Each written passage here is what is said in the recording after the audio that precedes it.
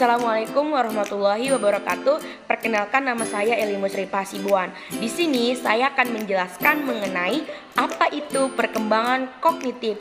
Perkembangan kognitif ini mengacu kepada kemampuan yang dimiliki seorang anak untuk memahami sesuatu. Salah satu tokoh psikologis perkembangan kognitif ini ialah Jean Piaget. Menurut Jean Piaget sendiri, perkembangan kognitif adalah hasil dari hubungan perkembangan antara otak dan sistem nervus dan pengalaman-pengalaman yang membantu individu untuk beradaptasi dengan lingkungannya. Itulah perkembangan kognitif menurut Jean Piaget. Adapun tahap-tahap perkembangan kognitif Piaget. Menurut Jean Piaget, perkembangan manusia melalui 4 tahap perkembangan kognitif dari lahir sampai dewasa. Setiap tahap ditandai dengan munculnya kemampuan intelektual baru di mana manusia mulai mengerti dunia yang bertambah kompleks. Yang pertama itu tahap sensori motorik dari 0 sampai 2 tahun. Kemampuannya itu apa?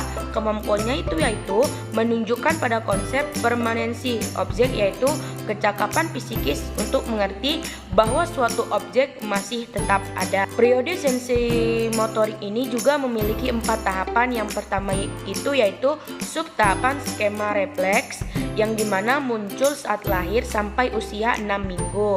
Yang kedua itu ada sub tahapan fase reaksi sirkular primer dari usia 6 minggu sampai 4 bulan. Yang ketiga itu sub tahapan reaksi sirkular sekunder, itu muncul antara usia 4 sampai 9 bulan.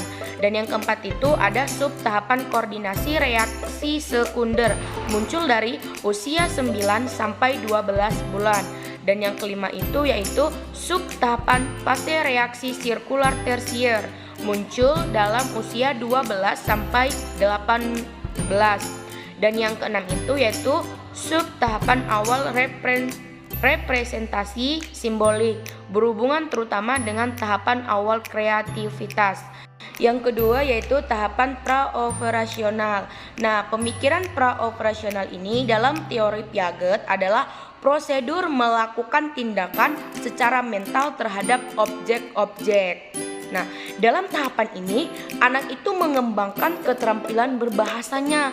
Mereka mulai mempresentasikan benda-benda dengan kata-kata dan gambar. Bagaimanapun, mereka masih menggunakan penalaran intuitif, bukan logis. Tiga yaitu tahap operasional.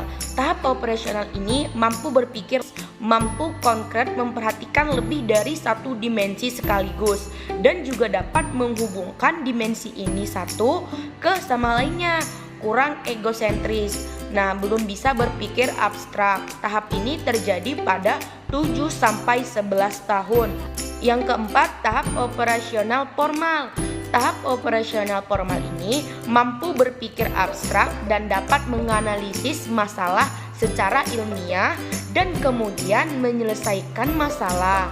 Nah, tahap ini terjadi pada umur 11 tahun sampai dewasa. Selanjutnya yaitu perkembangan kognitif postnatal, yaitu 3 tahun pertama. Bayi dilahirkan dengan kemampuan belajar dari apa yang mereka lihat, dengar, mencium, merasakan, memegang, dan mereka memiliki beberapa kemampuan untuk mengingat apa yang mereka pelajari.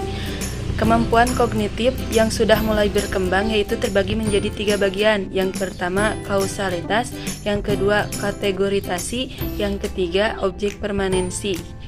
Yang pertama yaitu kausalitas. Pemahaman kausalitas, prinsip satu kejadian yang menyebabkan kejadian lain. Ini penting karena memungkinkan seseorang untuk meramalkan dan mengendalikan dunianya.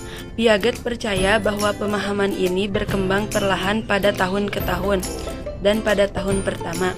Pada sekitar usia 4 hingga 6 bulan, bayi mampu menggenggam objek, mereka mulai bertindak terhadap lingkungannya. Menurut Piaget, bayi belum tahu bahwa berbagai sebab muncul sebelum akibat. Tidak mendekati usia 1 tahun, baru menyadari bahwa kekuatan dari luar dirinya dapat menyebabkan sesuatu terjadi. Yang kedua yaitu kategorisasi. Kategorisasi adalah membagi-bagi dunia ke dalam kategori-kategori yang bermakna merupakan hal yang penting terhadap tingkah laku, yaitu cara berpikir mengenai berbagai objek serta keterkaitannya. Menurut Piaget, kemampuan ini untuk mengklasifikasikan berbagai hal baru muncul pada sekitar 18 bulan.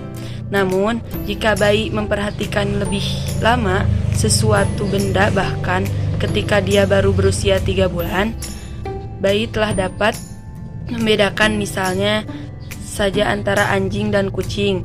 Pengelompokan ini disebut perceptual categorization, yaitu pengelompokan berdasarkan ciri fisik objek seperti ukuran, warna, pola, atau bagian dari objek. Yang ketiga yaitu objek permanensi. Objek permanensi yaitu penelitian pelanggaran terhadap ekspektasi, violation of expectation, dimulai dari fase familiarisasi di mana bayi melihat suatu kejadian atau serangkaian kejadian. Yang selanjutnya yaitu perkembangan kognitif masa kanak-kanak awal. Menurut Piaget, perkembangan kognitif pada masa kanak-kanak awal adalah 2-7 tahun atau prasekolah. Apa sih maksud prasekolah itu? Bisa dibayangkan anak pada usia TK atau taman kanak-kanak. Nah, pada usia itu kita harus ketika memberikan perintah atau menjelaskan sesuatu itu harus konkret atau harus menggunakan simbol, harus to the point dan harus jelas. Nah, seperti kata Piaget tentang perkembangan kognitif masa kanak-kanak awal, yaitu seperti yang tertera dalam PPT di sebelah ini. Yang pertama menggunakan simbol, yang kedua memahami identitas, memahami sebab akibat, dan selanjutnya mengklasifikasi. Yang kelima memahami angka, yang keenam teori, dan yang ketujuh adalah empati, dan yang ketujuh adalah teori pikiran. Nah, seperti contohnya yaitu teori perkembangan kognitif awal. Misalnya anak itu harus menggunakan simbol. Simbol dalam awalnya anak itu pasti akan diajarkan untuk mengenali tentang identitas nih. Identitas seperti siapa namanya, usianya berapa, orang tuanya siapa namanya, kalau punya adik atau punya kakak siapa namanya, kayak gitu, atau di mana rumahnya, itu tentang identitasnya. Nah, selanjutnya juga anak itu juga akan masuk ke sekolah. Kalau di sekolah kan diajarkan kalau misalnya menulis angka 2. Angka 2 itu seperti apa sih? Angka 2 itu seperti bebek. Itu adalah teori kognitif yang menggunakan simbol. Simbolnya itu harus konkret. Konkret itu harus emang sama gitu, emang harus pasti gitu. Jadi 2 itu seperti apa? 2 itu seperti bebek. Terus kalau enggak 4 seperti apa? 4 itu seperti kursi terbalik. Nah, dalam teori kognitif juga ada contoh kalau misalnya nih ya, anak itu kadang susah untuk susah makan atau makan itu nggak habis. Nah, gimana sih cara ngasih tahu ke anak yang usianya itu pada usia dini, usia taman kanak-kanak gitu? Gimana sih cara untuk memberitahunya? Caranya itu, contohnya tuh kayak gini. Kita itu harus memberitahu, mengajak anak datang untuk melihat orang-orang di sekitar kita. Kalau misalnya orang lain itu mencari makan, kalau misal mau mencari makan itu harus jualan dulu. Misalnya jualan kacang, atau jualan air, atau jualan tisu, baru bisa makan. Sedangkan kita itu cuma tinggal minta ke mama mau makan, atau ayah mau makan, nanti tinggal dikasih, atau mau disuapin kayak gitu pasti bakal dikasih, ya kan? Nah, berbeda kan? Makanya oleh karena itu kita harus bersyukur, kita harus menghargai makanan, jangan sampai kita itu membuang makanan dan menyisakan makanan. Nah, dalam contoh itu tuh mengandung teori empati, sebab akibat, atau memahami identitas diri. Kalau misalnya kita itu punya orang tua gitu, masih ada yang memerhatikan kita gitu. Nah, karena anak-anak itu perlu untuk diberitahunya dengan cara yang konkret gitu. Terus harus ada sebab akibatnya. Seperti itu. Oke, baik. Selanjutnya di sini saya akan menjelaskan tentang perkembangan kognitif pada masa anak remaja. Nah, di sini pada masa remaja memasuki level yang sangat tertinggi perkembangan kognitif pada tahap operasi formal ketika mereka mengembangkan kemampuan berpikir abstrak. Perkembangan ini yang biasa terjadi pada usia 11 tahun memberikan cara baru yang lebih fleksibel kepada manusia untuk mengolah informasi. Jadi dimulainya perkembangan kognitif pada masa anak remaja yaitu ketika pada umur usia 11 tahun.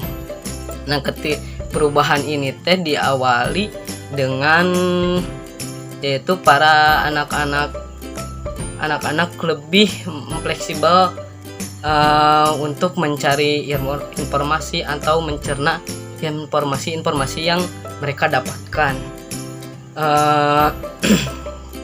Nah, terus juga pada perkembangan kognitif yang terjadi pada anak remaja ini pun si orang tersebut dapat mampu berpikir secara abstrak.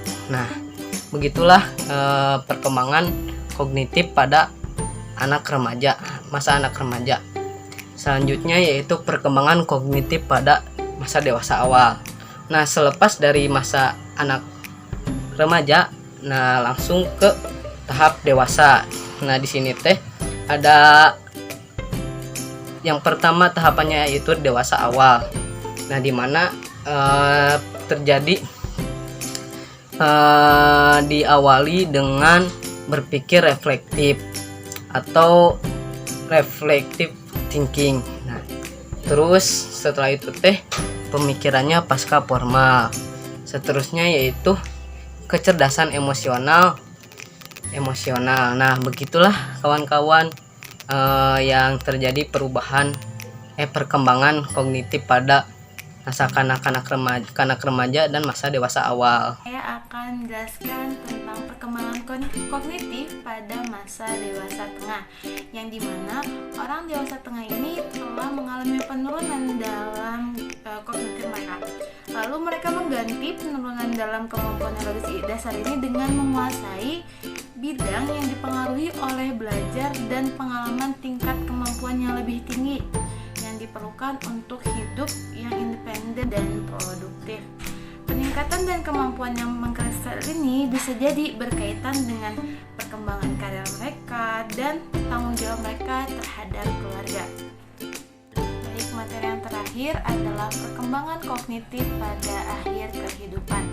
Dalam kondisi tidak adanya penyakit yang dapat diidentifikasi, orang-orang yang berusia sekitar 100 tahun yang mendekati batas usia manusia pada saat ini biasanya menderita penurunan kognitif dan fungsional lainnya, kehilangan selera makan dan minum, dan meninggal secara natural. Perubahan tersebut juga dicermati kepada orang yang lebih mudah mendekati kematian. Beberapa orang yang mendekati ajal mengalami pengalaman nyertit atau yang seringkali mencakup perasaan keluar dari tubuh dan penampakan cahaya terang atau pengalaman mistis lain.